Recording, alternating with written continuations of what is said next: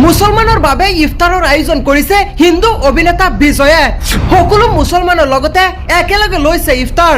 মুছলমানসকলৰ সৈতে নামাজ পঢ়িছে দক্ষিণৰ চিনেমাৰ ছুপাৰষ্টাৰ বিজয়ে। ইছলাম ধৰ্ম গ্ৰহণ কৰিব নেকি ছুপাৰষ্টাৰ বিজয়ে?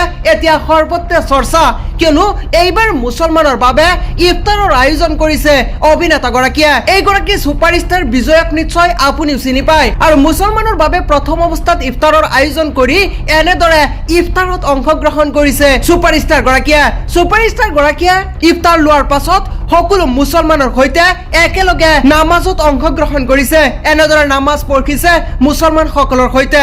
আৰু দেখিবলৈ পোৱা গৈছে যিটো ভিডিঅ' সামাজিক মাধ্যমত অতিকৈ ভাইৰেল হৈ গৈছে, কিয়নো এগৰাকী দক্ষিণৰ ছুপাৰষ্টাৰ বিজয়ক নিশ্চয় সকলো ভাৰতীয়ই চিনি পায়। আৰু এইগৰাকী ছুপাৰষ্টাৰ বিজয়ৰ এটি ভিডিঅ'ত দেখা পোৱা গৈছে যে ইফতাৰৰ আয়োজন কৰিছে প্ৰথম অৱস্থাত বিজয়ে মুছলমানসকলৰ বাবে।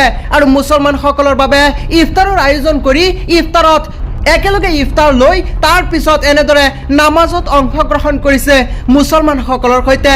আপুনিও এই ভিডিঅ'টো যিমান পাৰে শ্বেয়াৰ কৰি দিয়ক আৰু সকলোকে এই খবৰ জানিবলৈ সুবিধা কৰি দিয়ক।